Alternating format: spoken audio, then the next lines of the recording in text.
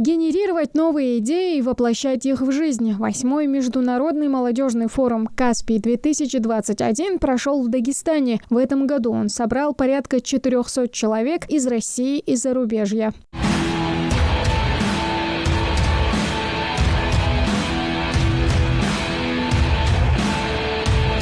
Добровольчество, патриотическое воспитание и студенческие инициативы. Участники представляли свои проекты в 9 номинациях. Победителями стали 23 человека, которые на реализацию своих идей получили около 10 миллионов рублей. Аптей Мазеев со своей школой программирования – один из счастливчиков. Хотя секрет везения – тщательная подготовка. Аптей своей задумкой надеется частично решить проблему с безработицей в регионе. Мы решили воплотить в жизнь подобный проект, научить ребят пользоваться персональным компьютером, чтобы в последующем у них уже был какой-то уровень, хотя бы базовый, скажем так, и они будут проходить обучение у нас.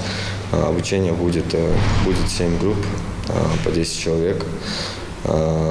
Общий курс будет длиться ровно год. Молодые, амбициозные и активные. Наравне со школой программирования грант на воплощение получил еще один проект от Ингушетии, направленный на профилактику наркомании среди молодежи. Всего же республику представляли 10 человек. Профилактические проекты, направленные на наркоманию, на профилактику наркомании, также по обучению IT нашей молодежи, тренинговые курсы.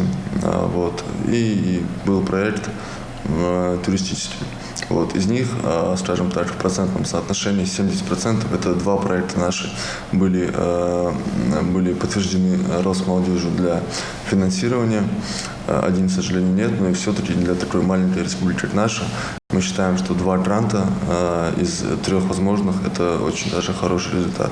Воплощать свои проекты в жизнь грантополучатели начнут уже с января 2022. Время на реализацию около года. Тамара Хашагульгова, Акрамат Тасхоев, Новости 24.